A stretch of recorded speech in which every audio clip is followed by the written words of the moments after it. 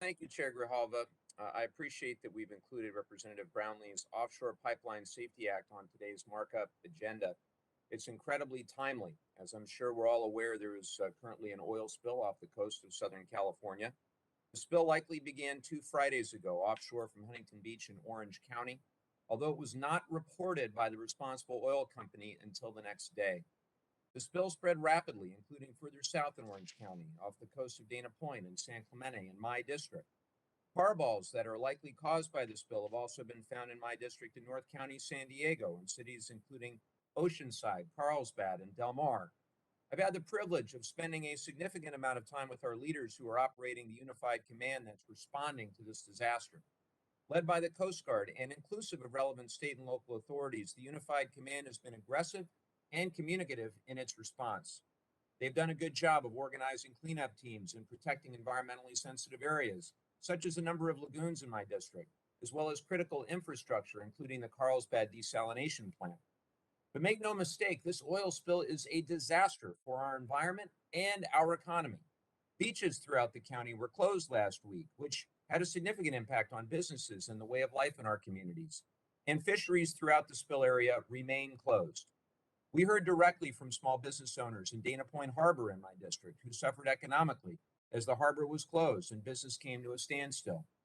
More than $2 billion in wages and $4 billion in gross domestic product are generated by the marine economy, including coastal tourism in Orange County. So we have a lot to lose. This spill must not just be one more event in the litany of environmental disasters that our country has faced as a result of our addiction to oil. Instead, it's my great hope this drives us to change the policies that allow this sort of thing to happen so regularly. I'm pleased to support the Offshore Pipeline Safety Act, which moves us in the right direction without a doubt. But if you closely read the GAO report that the legislation is based on, you'll see that Bessie already requires subsea inspections and leak detection technology for offshore drilling infrastructure in the Pacific. So the message is clear.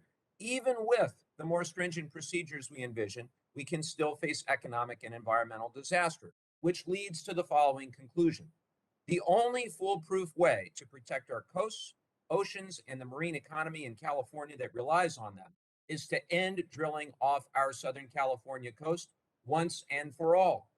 The first step to doing so is making the offshore drilling provisions of the Build Back Better Act that we passed out of this committee the law of the land.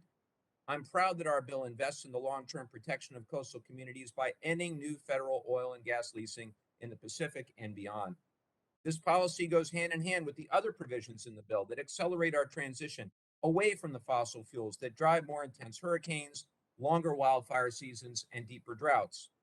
And it's also important to note that oil production offshore of California is a drop in the bucket when compared to production nationwide. In fact, the annual oil production offshore of California is just 1/3 of what our nation produces in a single day. So it's easy to see the importance of the common sense policy in the Build Back Better Act. The economic risk posed by drilling and disaster in our region, it is overwhelming. And when you compare it to the benefits, even more so. I'm not alone in this analysis. I was joined by nearly 80 of my colleagues last week in supporting the offshore drilling ban in the Build Back Better Act. So as communities in my district continue to recover from the economic consequences of the oil spill, I urge my colleagues to support the Offshore Pipeline Safety Act and the offshore provisions in the Build Back Better Act. With that, Mr. Chairman, I'll yield back.